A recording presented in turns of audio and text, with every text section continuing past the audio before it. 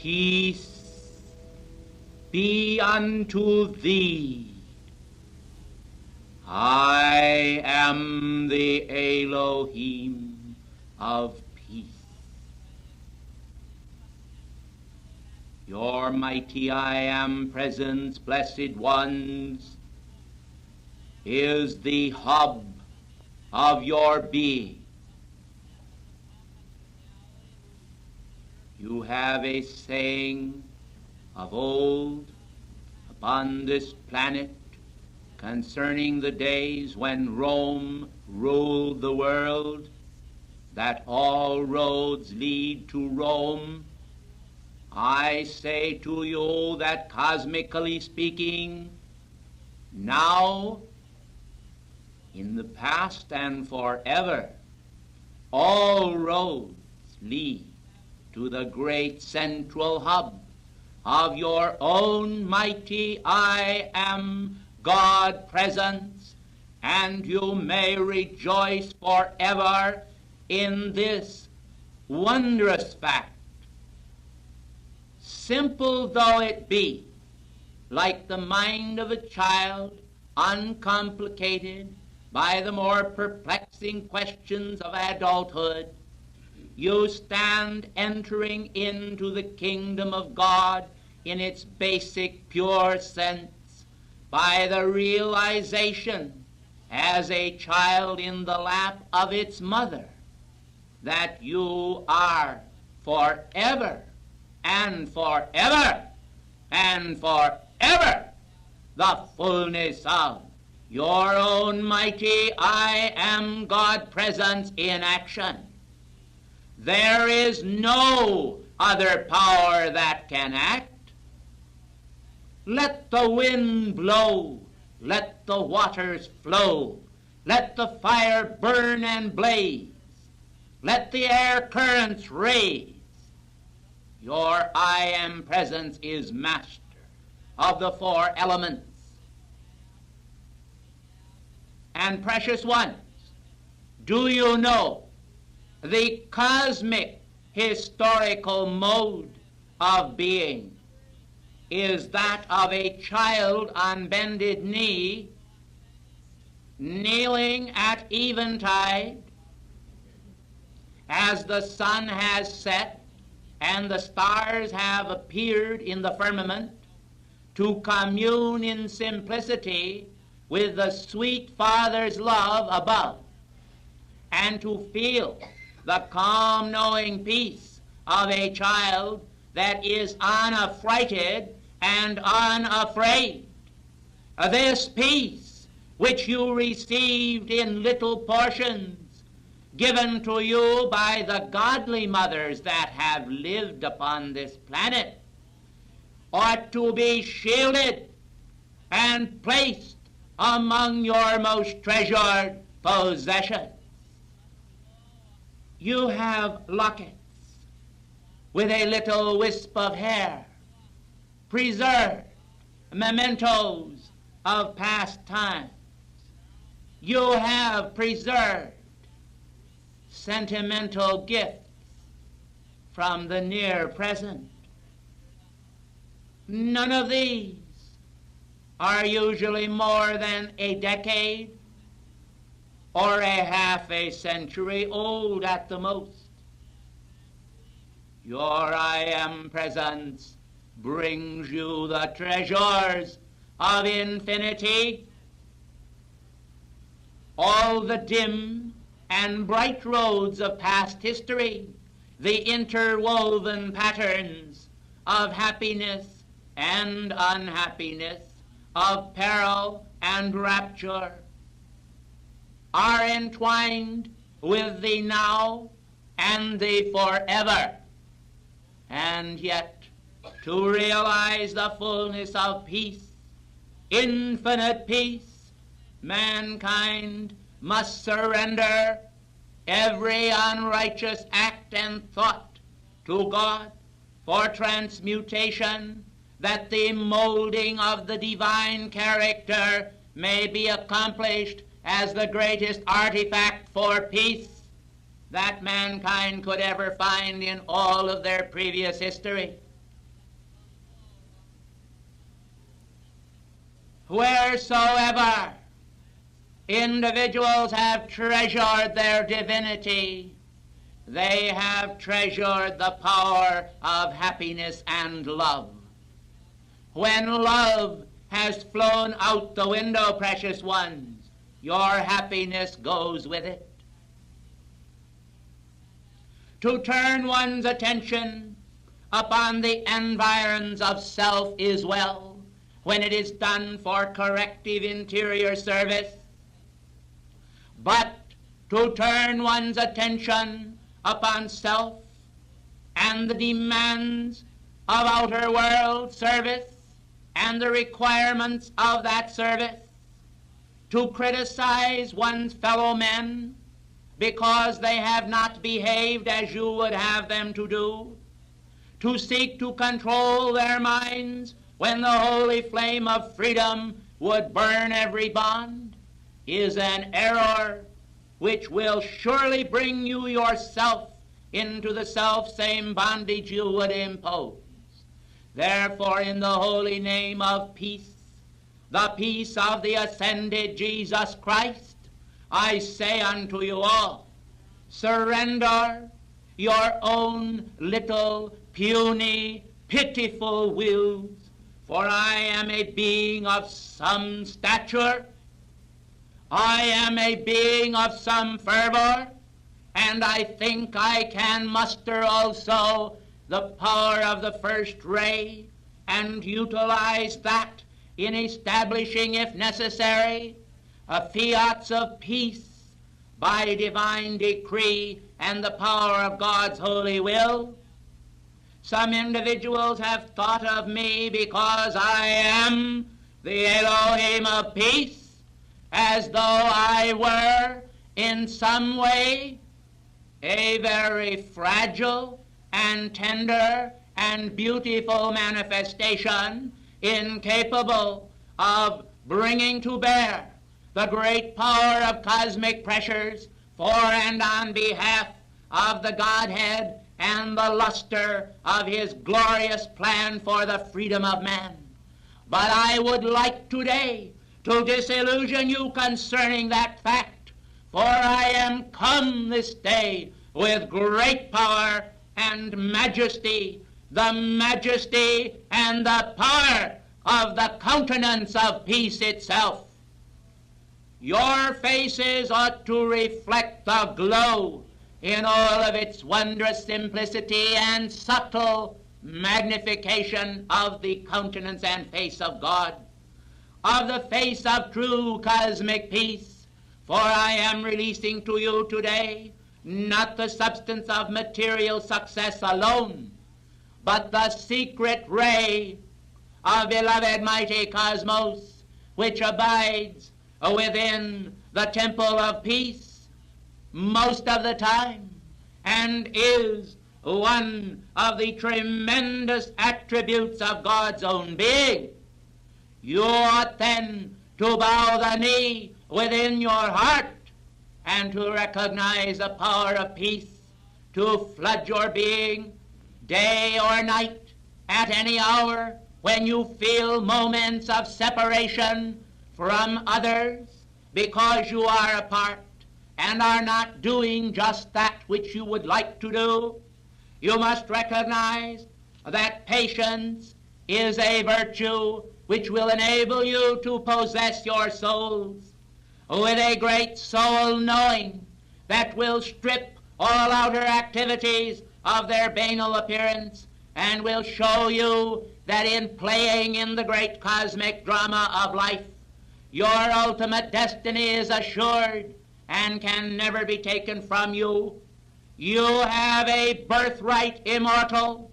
You have the substance of the Most High God abiding within the threefold flame within, and you have the master key that leads to contact with every ascended being and cosmic being, every archangel, every angel, the seven mighty Elohim and our divine complements.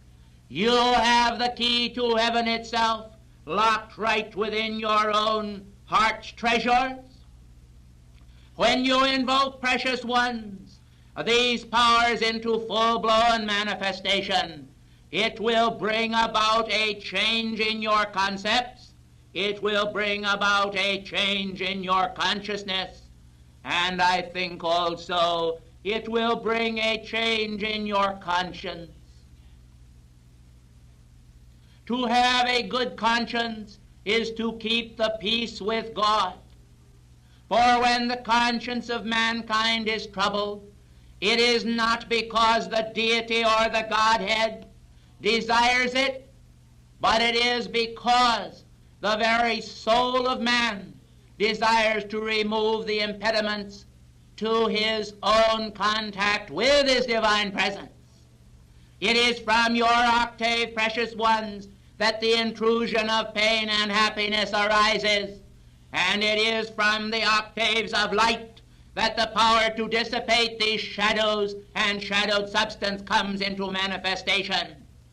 The power and flow of infinite peace is your God mastery, and you ought to have that mastery now and forever.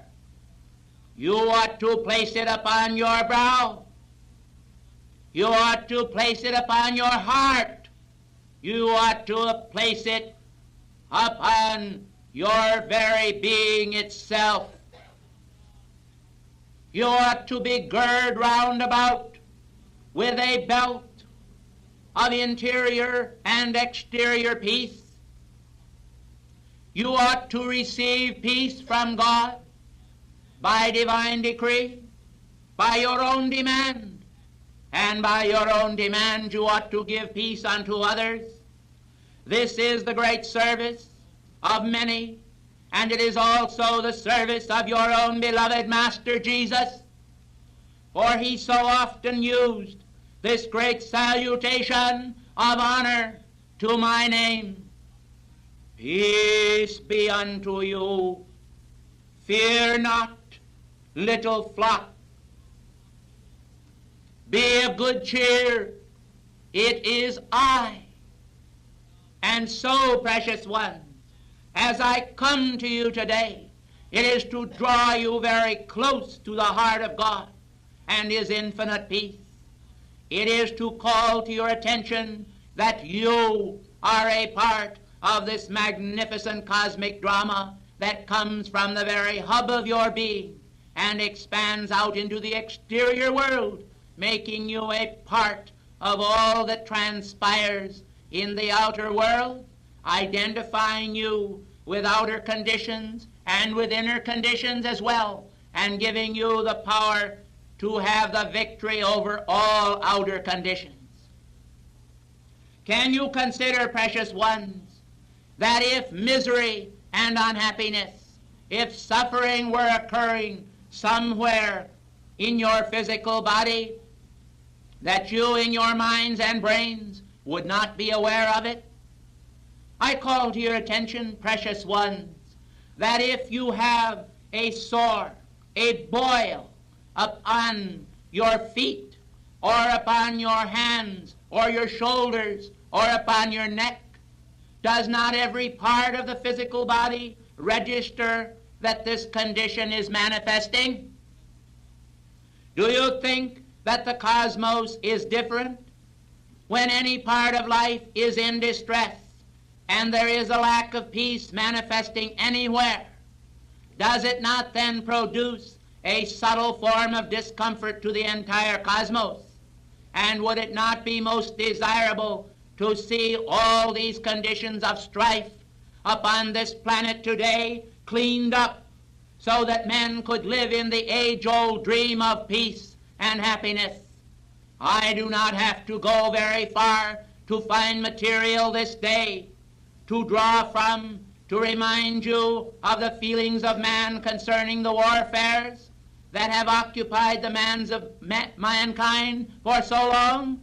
For I know that in this room there are many noble souls who have often made intercession to the Godhead because of the thrust of iniquity practiced by mankind in the marts of the world, whereby they know not what they seek, nor do they know what they do. For they crucify Christ the flesh afresh, precious ones, with every single solitary manifestation of wrong against their brother. Every life that is taken from the screen of life by the acts of murder, which are practiced in the name of warfare, bring distress, remindful of the crucifixion upon Golgotha. Do you think, precious ones, that it makes any difference who it is that is destroyed, seeing all are a part of God's love? Let us then consider how many of you today have the great desire in your hearts to see the world thrive in peace, and to see all sin and discord arrested and stopped forever. Precious ones, I am so aware of your dreams for peace and of your prayers and calls for peace, and I have often utilized your calls to render a great untold assistance to the planet, which has been efficacious in preventing many small wars from starting, and has also assisted mankind to put out the fire of those larger conflagrations which have caused such untold distress to entire continents and the world itself. Now, precious ones, in the holy name of peace, as you begin this year with some degree of apprehension and some degree of hope, let us hope that the hopes will far outweigh the apprehensions. Let us cast out the seeds of doubt and distress and replace them with a fervent hope for the future. Gaze backward for a moment upon the stream of history and realize how many individuals have suffered as the result of a tyrant's blow struck in the name of vanity. Long ago, that great wise master builder Solomon called to the attention of mankind of the existence of vanity. And the call went forth, all is vanity. Do you understand then, precious ones, that all is not vanity when it is struck in the name of peace? Are you aware, precious ones, of how for generations mankind have struck their coins in the mints of the world, bearing the image and superscription of the rulers of the world, and yet all have come and do come to naught? Do you realize then that the one great image that has not come to naught is the image of the Christ, which to the current day is embraced by more people upon this planet than ever before in history, although it is true that their embrace is lacking in the fervor that either they or we would see them manifest. For mankind seem, unfortunately, to be able to wax hot in their emotional concepts concerning many outer world manifestations of human culture, but seldom realize the great power of the spiritual culture that shall bring to them their release from all the dismal conditions that have existed for centuries. As I speak to you today, your beloved Morya has been cooking up, as it were, a tremendous condition. You may think this a little odd expression for me to make, but I am not permitted to reveal to you the fullness of that which he is engaged in. And therefore I thought, by a little expression quite unique in itself, that you would understand that the masters are also very interested in this planet and its people. You have an expression that too many cooks spoil the broth. Well, in this case, precious ones, you have many overseers. You have many fathers, many brothers of light, and they are all doing their part to produce the perfection for which mankind longs. Many wise men today intellectually wise and possessed with a very fine mind, are unable to cognize the solution to the world's problems of peace and war.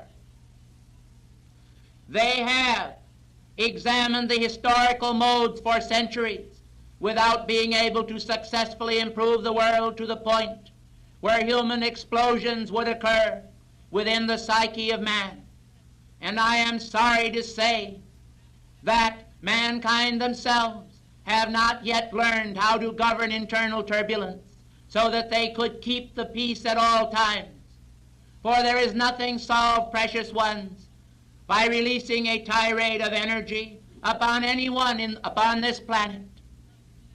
You only release a great burst of energy which robs you yourselves of your birthright, and if the other individual be open in the solar plexus to the receipt of your energy charged with a certain fierceness, it can also enter into their world and stir them up into a feeling of turbulence whereby they may suffer for many days as the result of a moment's outburst. Yet I would like all individuals connected with this activity and connected with your beloved Saint Germain to learn how to place the great ascended master disk over the solar plexus, the great sun disk with all of its radiant protection and power. I would like them to learn how to magnify the power of that disk of light so that they would not be so vulnerable to the onslaughts of others. Everyone has their balance of right action to perform. Mankind ought not to launch an onslaught upon one another, and those who have an onslaught launched upon them ought not to be affected by it if they can possibly avoid it, for peace must be kept at any price that mankind must pay to keep the peace. For when peace has gone and flown out the window, precious ones, what do you have left? Do you have a mind that can contact God? Do you have a mind that can hold the balance in your world? Do you have harmony in the body? Do you have all the conditions you desire? I think not. When peace has gone, everything has gone, and there is nothing left. And only when you come to a point where you once again, through the power of interior equilibrium, have found your balance, does the power of peace then begin to flow, and you start again to build those wondrous castles in the air, castles of hope, which may well materialize into the blessings you seek because you have kept the peace. Whensoever you shatter the peace or permit your peace to be shattered, it is a destructive action which cannot ever bring about the fruit of righteousness. But when you master yourselves, until, as the Master Jesus, you could go to sleep and let others rock the boat for all they were worth, and you would know that the sea is God's sea, that the boat is God's boat, that your body is God's temple, that your mind is the dwelling place of God, that your soul is the soul of God, that the wind is His to command, that the wave obeys His voice. You could rest in that great cosmic tranquility that refuses to be affrighted and refuses to be disturbed, regardless of outer conditions.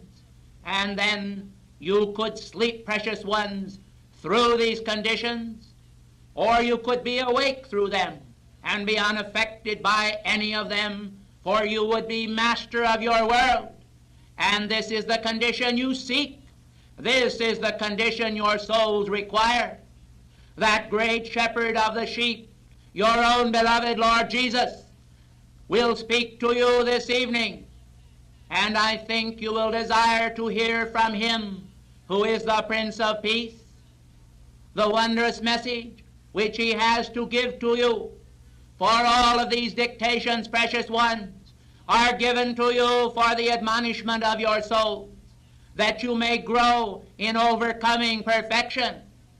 It does not matter, precious ones, that you were imperfect yesterday, that you misbehaved yesterday. God was your Father before you knew of His existence in your outer consciousness. He was your Father on the inner planes, and you knew His smiling face and countenance there. God is your Father now. Whether you are good or whether you manifest the shadowed imperfection of the veil called evil, you are God's child, and you must return to His heart of peace ultimately.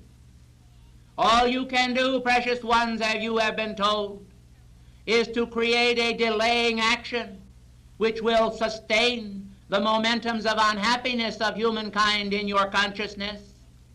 Why then do mankind feel it necessary to sustain it? I think it is a hypnotism by themselves, of themselves. And I think it is also the accepting of the mass effluvia of human creation. They have seen it all about them, and they think, because it is seemingly everywhere manifest, that they can do no less than to behave as others do, and to run riot with mankind the many. But, as an interesting point, let me assure you, precious ones, that the imperfect individuals upon this planet are far outnumbered by the perfect creations in heaven, which abide all around this planet.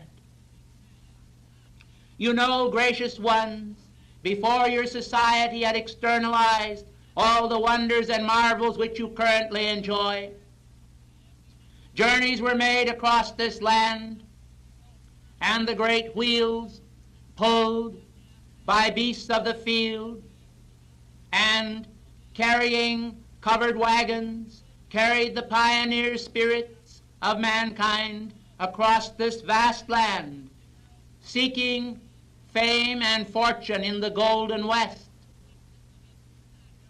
and yet ever drawing nearer to the golden east with the journey. For east is east and west is west, and as Gautama has said, now the twain do meet, all in one holy quest. So, precious ones, the interesting facts that I would like to allude to are the facts that mankind have enjoyed life in its basic simplicity in many past ages, and they are enjoying it today.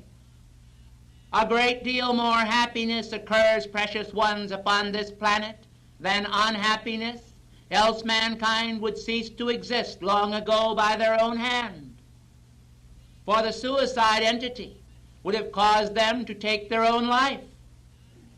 Therefore, precious ones, do you see how that mankind have recognized their cosmic responsibility, and even under conditions of duress and strain, of ill health and struggles with the elements, they have borne all cheerily and carried on to accept their responsibility and make a great nation out of a few people. Gracious ones, the simple meals, the lamplight, the firesides of the old civilizations brought tremendous comfort because they did not have the hectic activity which the current age of man has. And yet today, if civilization will employ rightly all the manifold blessings of the electronic world, they can return to a pure state of enjoyment that will surpass the time when labor-saving devices you now have did not exist.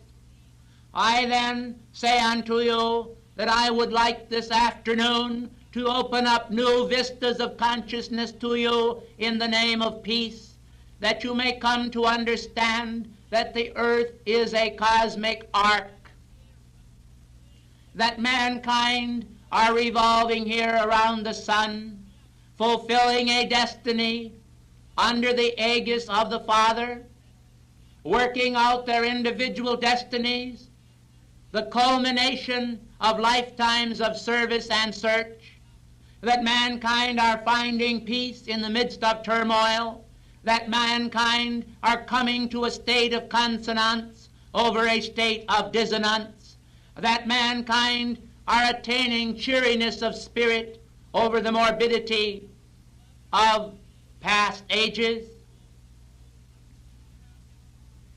Ladies and gentlemen, around this planet in insular space, there are what you have termed worlds without end, and very interesting examples of the creation are in manifestation there.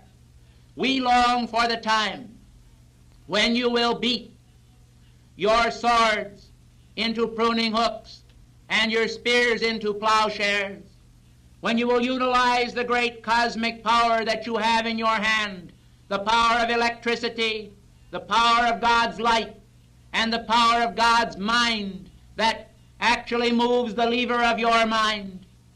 We long for the day when the little children born of their mothers, currently by natural process, by natural law, will come forth having a greater hope than the youth do today into a more perfect world, where you will be able to step from your bedside in the morning and know that everywhere upon this planet the world has lived free from all accidents, floods, cataclysms, disturbances, sickness, pain, and death. When you will be able to realize that the divine science of Almighty God has shown the under-civilization how to follow the ascended master pattern and complete their destiny in one embodiment. When mankind are able to bring forth under the direction of God those wondrous vessels which shall utilize cosmic rays to move through the great insular reaches of space according to divine decree, whereby the removal of all barriers can be safely taken down and mankind can be shown all of the far reaches of space little by little, as much as their mind and being can take in, and find great happiness where peace everywhere abides in the cosmos, universe and world without end. How little mankind know. We were amused at the statement that was made here concerning mankind gazing out of a very small aperture as a slit in a barrel. And we thought amongst ourselves in the higher octaves of light that this was a bit of an overstatement. Now I call to your attention that it is a great travesty upon nature itself and upon nature's God that mankind have not long ago utilized the blessings they have and afforded themselves the power of peace in this generation and in past generations. 2,000 years ago, the great Master Jesus preached the message of peace. Your own beloved St. Francis came directing the birds of the air to fly and make the sign of the cross. The sky has been filled with the signs of the appearing of the Christ. The Magi of old could tell you today that the world has seen much, and they who have seen have not always spoken that which they have seen, or told that which they have known. For this generation would not have received it, and in many cases men have passed from the screen of life bearing state secrets of cosmic import. Precious ones, if you feel that the Elohim of peace is somewhat long-winded, bear in mind that you may need my wind before you find the utopia of God's perfection.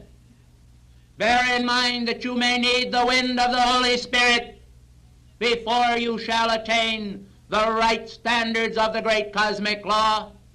Bear in mind that Christ's victory is not won by those who are sluggards and slothful, but it is won by those who diligently keep the peace. And now I say to the blue flame angels who have been waiting in abeyance, it is time for you to make your appearance.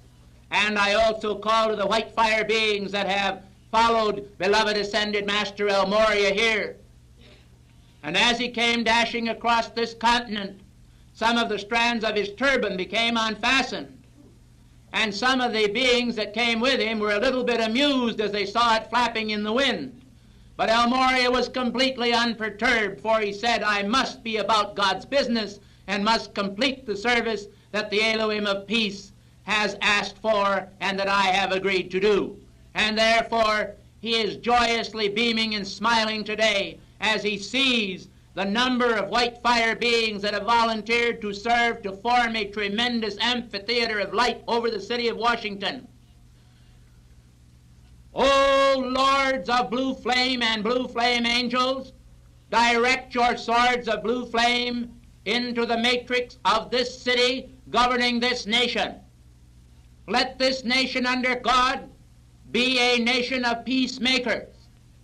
Let this people accept the peace of God and the peace of Christ into their souls, and let them also be ready for any eventuality to protect the holy cause of freedom if the hordes of shadow shall attempt to impose the powers of darkness upon the great bells of freedom and the power of those sacred documents such as the Magna Carta, the Constitution of the United States, and the power of the Liberty Bell itself at inner levels where there is no crack but only the golden tone that tolls over the land from on high, saying to all, God's peace is in the sky.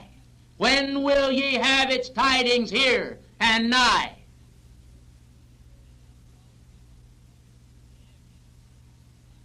Angels of blue flame, release now your bolts of blue lightning for and on behalf of world peace. It is done. It is done. It is done. Ladies and gentlemen, in the name of millenniums of progress, and in the hope of a cosmic future so vast as to tear the mind of man from the present to a realm of such perfection that even your consciousness could not yet bear it, I say salutem. Hail, thou regenerate coming age, when peace shall make the hearts of men unafraid. Hail, thou power of peace that rules the hearts of men with a rod of iron. Hail, O Prince of Peace, whose dictums and love sway the nations and shall move them ultimately to their full perfectionment. Hail, you emissaries of peace, and in his name I say, blessed are the peacemakers, for they shall be called the children of God. I thank you, and I bid you good afternoon in memory of the sacred Angelus, when the world shall have put away its weapons and peace shall bow all heads in holy prayer. Again, adieu. Please be seated.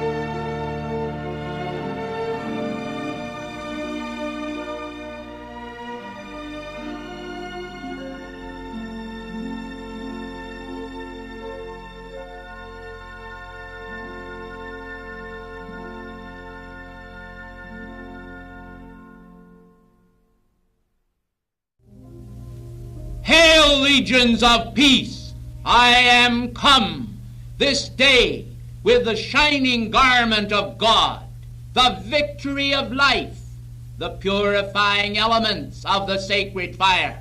I am come to bring to all the understanding of the countenance that shines like the sun. I am come to bring to all the understanding of their own face as the face of God.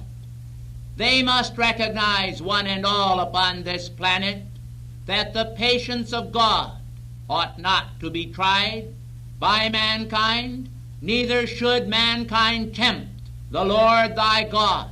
For the Lord thy God hath brought unto thee every grace and every good gift, and all in heaven will forever sing his praises and adoration for all that he is, the strength and the light of life. O precious ones, you do not realize how utterly important it is that you sense within yourselves the reality of your cosmic being, your spiritual inheritance, and the great faith which God has implanted within thee. The power of invincible light perfection and light radiance is of more value than all of the treasures of the world. For by the means of the sacred fire and the light of God, all substance could be formed by the builders of form and the tiny elementals, so that as the alchemists knew, and I refer to those who were true, it would be possible for mankind to actually summon the element gold itself from the very atmosphere and produce it without any question whatsoever. After all, blessed ones, do you realize that within the earth itself there are mighty veins of gold ore still undiscovered by mankind? Do you know, precious ones, that this gold that is within the earth as mighty veins is actually the condensed radiance of the sun itself, and that it has retained the power of the sun to vivify the earth body? Do you know, precious ones, that there is a trace of this precious mineral actually within your physical bodies? Do you understand, precious ones, how that the condensed power of light itself in minute form manifests to your physical forms and enables you to keep a balanced condition? Why do you think, precious ones, that the United States of America, which is indeed a sweetheart of Saint Germain, has stored vast treasures of gold, such as are reposing now at Fort Knox? This gold is for the purpose of holding in this ascended master nation a spiritual radiance that can be useful in the transmuting of many conditions which mankind are not aware of, as well as bringing in a source of greater supply to this land, so that America can be the source of great strength to all nations of the world, as the great giver of good gifts to the family of nations, the great unifier, the great transmuter, and the great father friend to all. Mankind must understand that there is an inner action of the great law, acting and functioning through the metals and precious gems of the earth. They must understand that the breastplate worn by Aaron the high priest had actually not only physical symbology, but spiritual power of the ancient priesthood, which was locked within the physical object itself. Mankind do not understand the power today of that which they have termed in part talismanic magic. I think then that we ought to reveal just a little of this so that mankind will understand how very important it is that they understand that in the outer use of symbology there is a specific interaction of the great law which can be constructively used so as to bless mankind upon this planet and hold a focus for the angelic host. Do you know, blessed ones, that to retain upon your person an object of gold is most valuable if it be properly magnetized so as to draw the power of the sun close to your individual person? I do not say that men should covet gold. This must be without coveting. It must be placed there as a focus of spiritual adornment and then called forth by God's grace so that the great power of the radiance of the sun behind the sun will radiate into the golden substance and retain the charge of cosmic Christ love and the charge of cosmic Christ wisdom, which the great law would actually hold in the golden element. Do you see, precious ones, that a statement has been made that speech is silver, but silence is golden? Now then, when you come into the golden age, the word that goes forth from you will be the golden word which itself possesses the richness of cosmic Christ discrimination, whereby when you speak to your brother, it brings words of infinite comfort to him that will repose and nestle in his heart long after he has forgotten the fact that you met on this specific occasion. The date may be forgotten, but your precious words, golden words of love and light, as an anointing upon his heart and head, will bring him peace and comfort and inspiration. Do you know, precious ones, that mankind today so frequently speak the brutal word, and this brutal word is remembered and brings pain to the hearts of men over a long and prolonged period of time. The same as holds true for brutal thoughts which mankind unwittingly sometimes perchance permit themselves to express. Deny then the power of these, and let them not pass your lips, for truly though they be sharp barbs of wit, I say to you all, they are but silver, and they are moon substance, and they are emotional substance, and they bring you under the power of the moon mother, and they bring you under the power of that which pulls you down as to false gods and idols, as Ashtaroth, and as those who worshipped the cult of the Minotaur. I call to your attention then that mankind must understand the meaning of the golden ball thrown before Atlanta. They must understand how to follow the golden thread. They must understand how to emerge from the labyrinth of consciousness with all of the ghastly and grisly conditions which mankind have placed there by their thoughtlessness and brutality.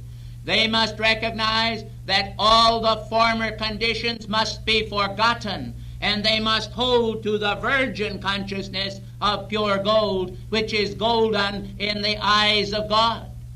Mankind have so frequently made of gold a golden calf, which they worship and dance around to manifest the bestiality of their nature. For when the golden calf comes full-blown into manifestation, you have then created the money beast, which mankind today worship rather than worship the Most High God.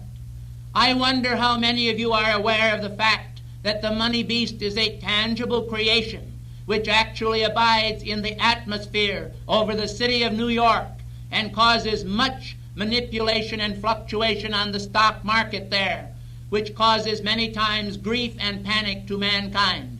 For example, in the great crash that occurred back in the 1930s, you understand how very definitely mankind did suffer as a result of the manipulations of the stock market. The savings of entire families and individuals were wiped out in an instant, and the suicide entity had a field day to bring about destruction to mankind. Do you see the difference then to the condition whereby the laws of God are obeyed? You will recall in the vision of Moses descending from the heights of the mountain, how that he came and found the people worshiping the golden calf, and he brake the tablets of God's law, for his heart did burn within him with grief to see civilization so completely counter to decency and order before God. Now I am an archangel, and I am charged also with the feeling of God identification. I realize how very important it is to you, blessed ones, to earn a living and to have sufficiently of this world's goods to keep yourselves together, as some of you have said, to hold body and soul together. But I tell you that you will never find, through dependence on the outer, the satisfactions which your soul requires.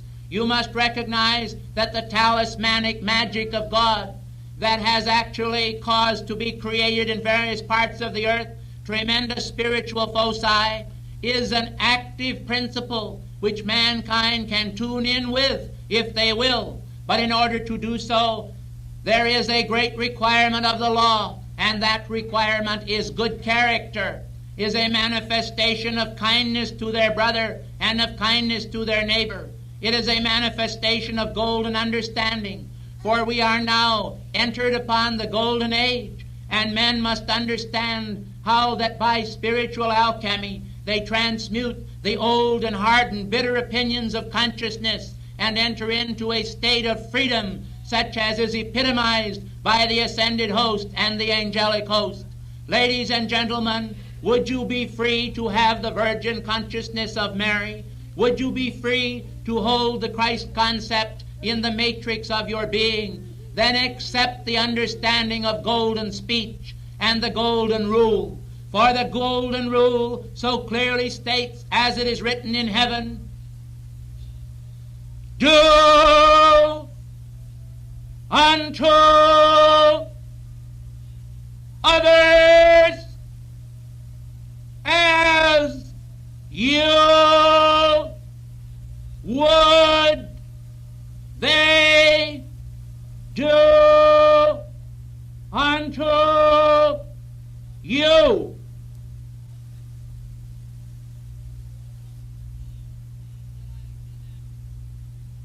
I thank you and bid you goodbye for this day. God be with you.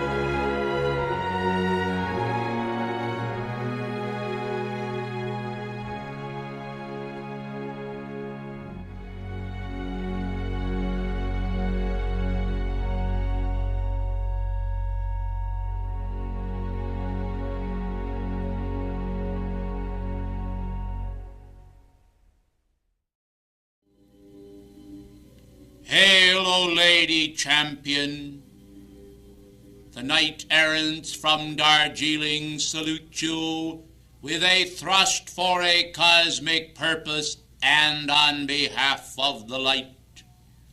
Those stalwart souls who have this day given of their holy energies in this place without regret shall immortally live to rejoice in their offering.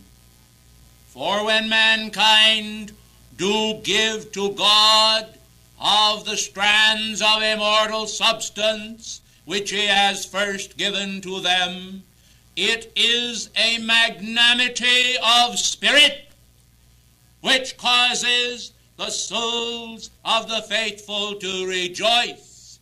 And therefore I would tell you this night that as our Holy Mother spake unto you, your beloved messenger, through whom I am speaking, and mine, was quite amused to behold some of the tiny elves that were prancing here on the white poinsettias, and were almost turning themselves topsy-turvy with joy at the voice and prognostications of the Holy Mother for and on their behalf.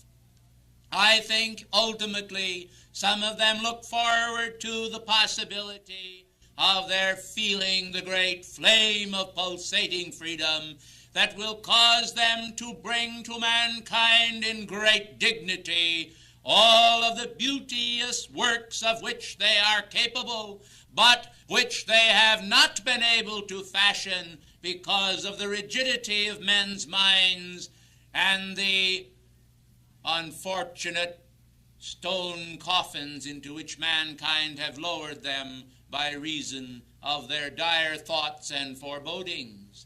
Let us then decree that we may release them from these conditions of calcination, and withal, let us release mankind also, that the great brotherhood of angels and of men and of elementals may become an immortal one, and that all may graduate in the state of becoming, as is our hope, so that the planet be embellished round about with the triune power of divine love, the sacred seven being composed of the four square of the elementals, and also mankind, the angels, and the ascended masters.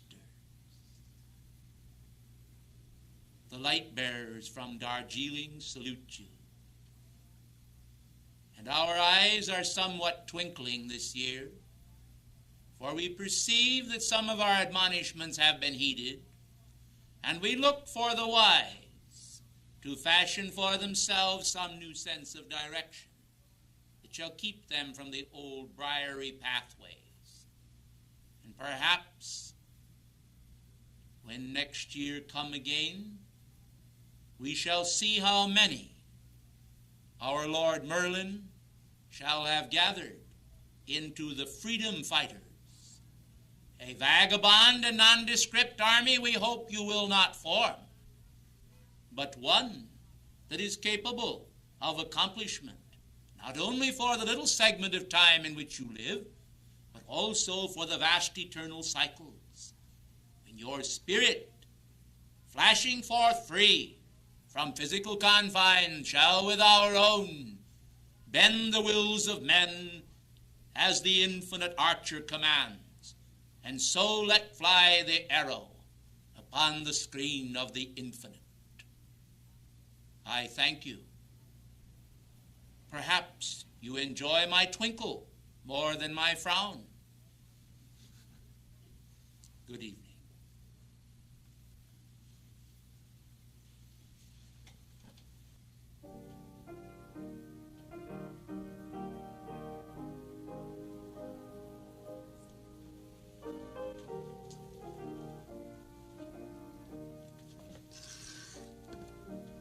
Number 4.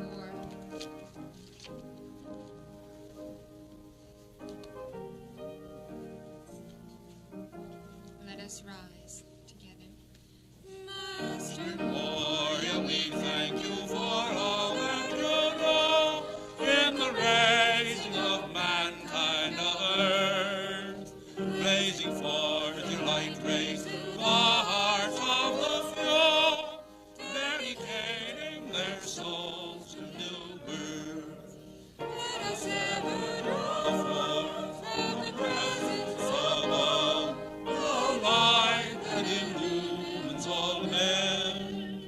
so they see the good works of the Father above. And the Master's walk will us all gain. Master Morya, our hearts are overflowing with love for the light and the truth that you bring. teach us Us to live in the presence above. that Through us the angels may sing. let us all Understand and never expand the the knowledge of God's sacred fire, that the earth may be raised to her place in the sun, in fulfillment of God's great desire. Master Morya, we bless thee for being the one to assist our beloved Saint Germain, to expand his great work as before thou hast come, and to raise us again and again. Thou art always unknown, Thou great cosmic Lord, now step through the veil to our side, that we all may be bathed in the light from thy heart, dedicated as guardians of the light. You know, dear hearts, it's a very interesting little point. I'm going to ask our beloved friends who will be visiting Holy Tree House tonight to bring in those two little elves, because the Master assures me that we will find them plasticized. And you won't feel that you're plastered when you see them. Will you bring in the elves you try to remember tomorrow? You know, they just arrived. I think you'll get quite a charge out of it. I'd like to see them on the flowers here tomorrow as they were tonight, so you could see them too. Oh, that's our state secret.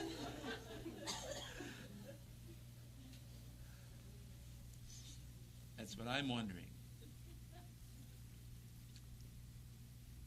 Beloved Master Morya was, of course, not intended to address you tonight. It was not scheduled. This was an unscheduled appearance. He apparently felt moved and constrained to put in an appearance here. And of course, he's always welcome, as he knows. His remarks were short, but I thought very sweet. You know, Arthur, for he, of course, was King Arthur of the Knights of the Round Table, has a very gentle side, along with his very fierce side. And the gentle side of Arthur is reflected in his poetry as Thomas Moore, and also in his exemplary life as St. Thomas More. We are very grateful for the love that you have sent to the ascended host tonight, for the harmony that has pervaded our sessions, and we look forward with happiness to the wondrous triune blessing of the morrow, a dictation from an Archangel, an Elohim, and our great Master Jesus.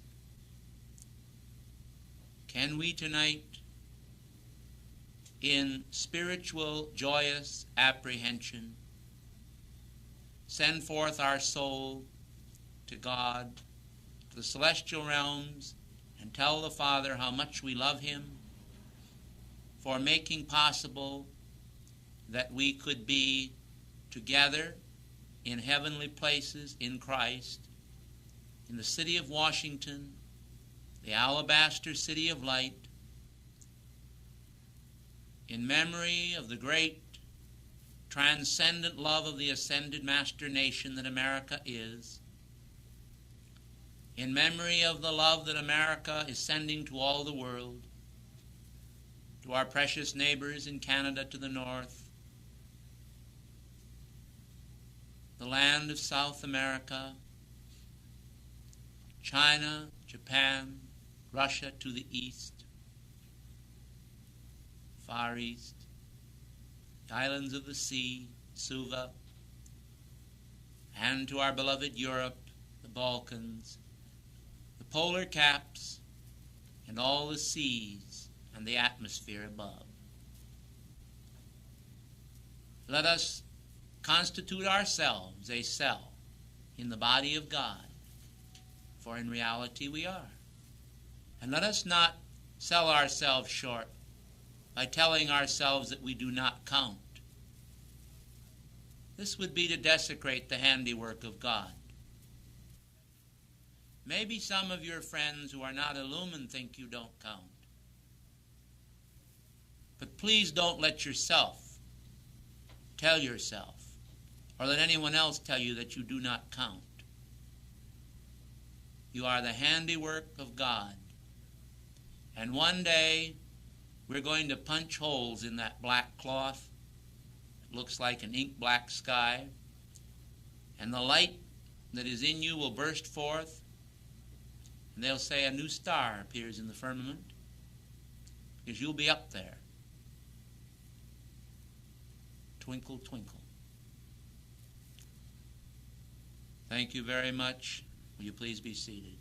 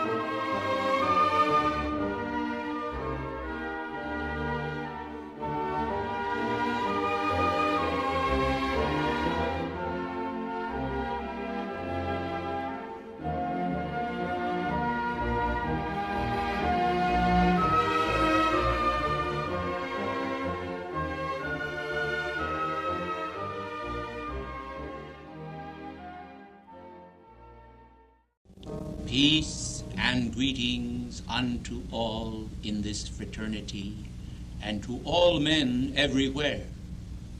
Noblesse oblige. The grace and courtesy of symmetrical form, released through good manners and good behavior to one another, is exemplary, and we commend it to all this new year as in years past. The courtesy derived from the ancient courts, derived first from the great source consciousness of law and of order and of purity, is still in vogue in the best of circles, and I think that our circles are the best, and therefore I continue to advocate as an expediency that men strive for grace in manners and perfectionment of being. I am not always disposed to commend all formality as the complete epitome of courtesy. I recommend each act in its proper place. And I think that when men understand how the law functions, they will understand also the great necessity of causing individuals to relax and be at peace in the midst of a world filled with inner tensions and dissatisfactions. Now, as you contemplate the entering into the New Year cycle and the great release of the cosmic light that shall come forth this year, I hope that you will realize that as the crest of a wave, you have the responsibility in some cases to function as a chip, not a chip upon the shoulder as much as a chip upon the cosmic wave. And there are other times when I wish you to function not as a chip, but as a ship with a rudder, whereby you will take the hand and helm in your own strong right arm and follow the proscribed path of reason and destiny, whereby the pole star of your existence will chart a course across the waters of delusion that cause mankind to part asunder the veil between reality and unreality, and will recognize the need to hold sanity and balance in the face of all untoward outer conditions. I come to you then this day in memory of the great cosmic flame of freedom, which in blazing from our retreat in Transylvania holds yet the focus of Prince Rakazi.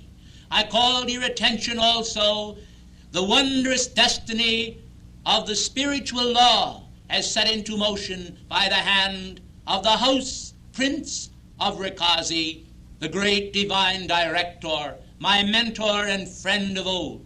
And I recommend to you all attunement with the vast, unfettered domain of his consciousness, which is able to illumine you as it did me concerning the meaning of true freedom. For mankind have not always understood the meaning of freedom, although many have pondered it. I say then that simple words often need to be thought about a great deal more than just in a simple manner. They need to be examined in the light of many aspects and modes of being, so that mankind find that the life which they lead is not merely called freedom in the outer sense of the word, while inward bondage continues to tether the soul to many unreasoning demands. I say to all then that the wonders of constitutional government are exceeded by man's inward constitution, from which the consent of the governed come to understand the meaning of law and order. I hope that you understand there are times when I choose to invert the English language for a purpose, in order that I might cause a resounding in the consciousness of mankind, so that even my critics will come to understand that it is necessary to examine the English language anew and to find the freshness of the gentle mercies of heaven that have dropped down for countless ages upon the earth beneath, not only to twice bless it and to thrice bless it, but to bless it a multitude of times since the first drop.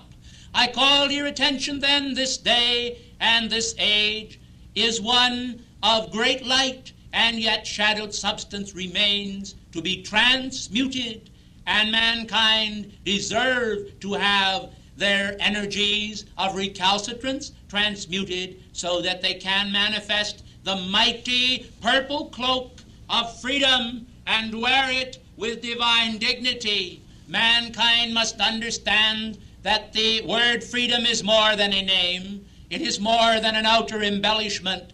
It carries within it the potential life energies of countless avatars of the past who have given their lives in the holy cause of freedom. They have taken both material swords and spiritual swords and have perished, as it were, or so it seems, in the service of the light in both ways. For I tell you, there are many martyrs in a physical sense for and on behalf of the cause of freedom, but there are also many spiritual martyrs who have passed from the screen of the life because they did not understand the modes of protecting themselves against the onslaughts of the brothers of the shadow, who in their zeal to protect themselves did not take into account the great power of the law of God, which always returns full circle to the feet of the one sending out arrows of pestilence, the very pestilence which they send out. I call then to the attention of all of you to the great potential good which lies within your hand as a gift from God this year. You are not bereft of reason. You are not bereft of grace. You are not bereft of many things, for you already possess a great deal of the law of heaven. And after all, precious ones, to possess the law is 9 points of it in one sense of the word, and the 10th point is the initiatic experience whereby you employ the law in the service of the light. But how can you employ that which you do not first possess? However, some men are so possessed by the law that they do not actually choose to exercise the law in their own worlds, but are satisfied with the ability to repeat its aphorisms while they continue to deny it in effect in their actions and conduct. Now I think then that the time has come when men of this ilk must be milked out, as it were, from the midst of the children of light, and the time of separation is nigh at hand. For it is necessary that mankind shall see clearly how the power of good example will inspire men to continue to pursue the pathway to freedom, whereas the power of bad example is ever a nondescript power, which, although it be carried to the 9th power in those who behold it, does not manifest the power of the 10th, which is initiation. And therefore individuals continue to go the sesophoric round of experiences, many of them and most of them unpleasant, and have but a little pleasure and a little milk of human kindness, whereas they might drink at the great cosmic fount if they would forsake their outer identity and egos and merge their being with the great cosmic causes. I say to you then that the time has almost come when the children of the light ought to appeal to the children of darkness and say to them, come and join our number, for we are happier than you are in the great flame of freedom. You have but the little nanny of your own nursemaid of cosmic ego in a very finite way to nourish, whereas we have the great cosmic mother who nourishes us, and we receive the milk of her great kindness, whereas you but receive the little temporary pleasures which momentarily cause you to expand the domain of your own ego in a very senseless blasting of others, whereas while you may wither some for a while, you will ultimately only cause yourselves to perish and be gathered as chaff before the wind of the Lord's spiritual endeavors. You cannot stand forever in your little corners of the universe and make faces at the Most High, for the faces which you make are very terrible indeed to behold from the inner level, and a far cry from the beautiful spiritual faces which your holy Christ self makes in all of its manifestations of perfection. I say then today, with some sense of humor and some sense of solemnity, that most of you are familiar with the Shakespearean idea embodied in the two faces, the one with the mouth turned down at the corners and the other with the mouth turned up. I much prefer the latter to the former, And I think that a little mirth, as beloved El Morya has said, as a twinkle of mirth is needed on earth, is far more to be desired than the somberness which turns its mouth down upon mankind and also upon itself. And one day these individuals will be turned inside out, and they may not like the lining. You see, precious ones, you have heard it said that every cloud has a silver lining. Well, as long as mankind manifests a consciousness of a darkened cloud, it does not matter too much if they think they have a silver lining unless they really do. You see, precious ones, all is not gold that glitters. And while mankind may desire to shine in this world, unless the light that is in them is the light of God that never fails, it is actually only a paltry tinsel, which at best will serve as an outer adornment, while the truth will be revealed when it is known that inwardly they have been ravening wolves all the time, devouring the lambs of God and attempting to do so, but actually having little nourishment from their labors. I think then that the time has come when spiritual men and women across the planet must ignore them and leave them to their own devices. Then perhaps they will be eaten up, as it were, of their own devices and find out that they themselves are not too appetizing. Then they may turn, after all, and come to recognize that the Spirit of the body of God, the Holy Eucharist, is worthy alone to be partaken of. And they will desire to eat and drink the Lord's flesh and be a manifestation of the Lord's presence. I remember long ago when I walked through the streets of Paris on a healing mission, how that regardless of the fact that each child that I touched and healed of a disease similar to poliomyelitis in this day and age, who recovered almost instantly from my touch, was in many cases jerked away by the mother who made the sign of the cross and said, "Diablo." I call to your attention then that mankind have not always recognized the healing hand of God, and they have often cast aspersions upon the light itself. While they themselves have fancied themselves to be benign, they have actually turned to others who are embodied upon the planet, who were more virtuous than they, and called them all manners of names, thinking they did God service. But the time has come when the mask of imperfection ought to be removed, and men ought to see clearly that the hand of God is available to free men from superstition. Hence I come this day in the name of the holy flame of freedom to ask you this year to make special appeals to the great karmic board for and on behalf of removing the causes of superstition in the world. Do you know, precious ones, that the world is so full of superstition today that if the energy which mankind actually congeal in the matrices of superstition could be released, I think that it would be enough to actually strike a tremendous blow at the forces of juvenile delinquency in the world today. And this is a most necessary act, for I think that unless mankind shall do something about it, it may indeed become such a blight in all areas of the world that the citizenry will be almost enraged to the point of revolt against society itself for permitting this horrible blight to continue to expand in the sea of humanity. Yet the causes and cores of this, while not actually rooted alone in the Hollywood releases of motion pictures and other forms of entertainment which have dramatized the sinister and the negative, is in part chargeable directly to mankind's continual permission which they have granted to their offspring to view these negative dramas and dioramas pictorially acted out before the screen of their mind and absorbed into their consciousness as a very old momentum of human discord which has not provided peace to any era of time in the past and never will.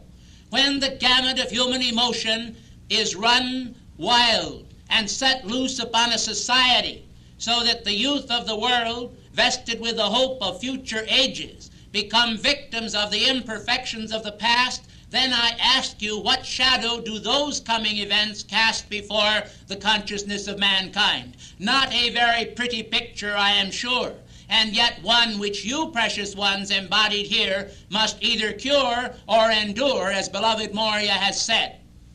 Would it not then be an act of grace if in this future year you should dedicate yourselves to channeling the energies that are congealed in the matrices of superstition over the world, and seeing that that energy that is released is then transmuted by the power of light and given to the ascended host to use in the fight against juvenile delinquency and all forms of depravity practiced by the youth of the world? Would it not be a glorious blow for the Lord to break the pictures of the old matrix and let the light of God imprisoned in the center thereof be released as a service to cause the light to expand on the battlefield of the world for the cause of freedom? Would it not be wonderful to see the forces of tyranny thus go down in a greater degree before the forces of light? A blow then for Gideon and the Lord. A blow then for Saint Germain. Let it be struck now by the keepers of the flame. Let mankind arise and set others free, that they may know the power to love and be all that is Christ's victory.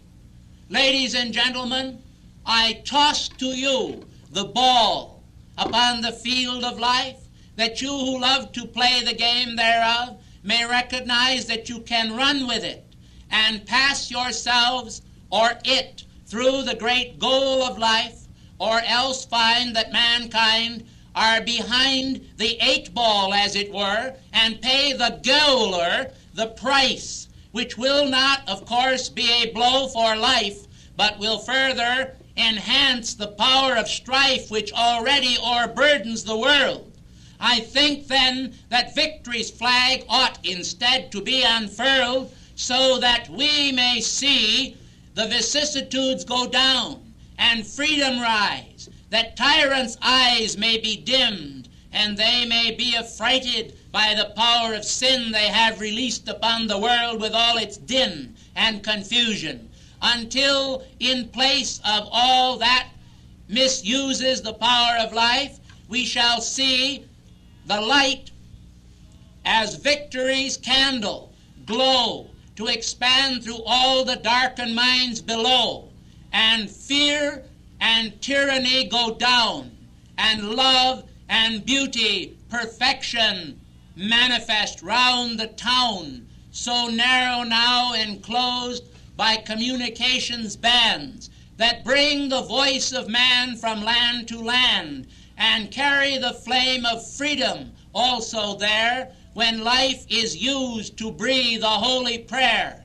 Release a child from dungeons dark and bold, and let his eyes pursue the glow of freedom's gold, and then the world in freedom's bonds shall stand, and all that is wonder shall fill the land with power, and power's glow supreme, heaven's dream fulfilled in all, an answer to a call. The boldness of the victory shall seem to be reality until a new birth comes to all that shows expansion's dream is not a pall, but is the light expanding bright from freedom's torch on high, that brings to all the sense aright, that knows to do and not to die, is mortification of the sense,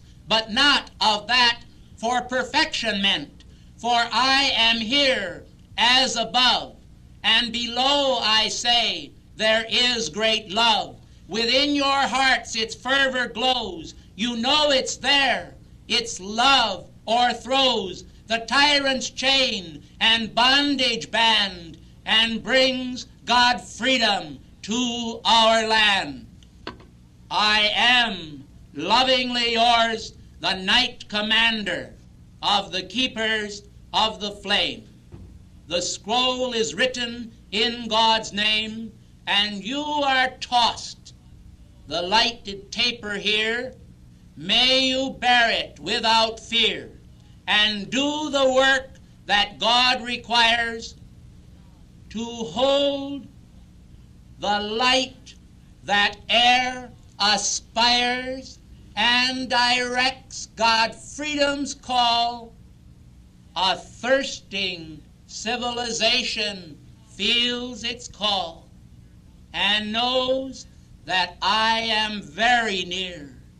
The coming of the age is here, and you, surrounded by God's flame, will victors be in heaven's name. I thank you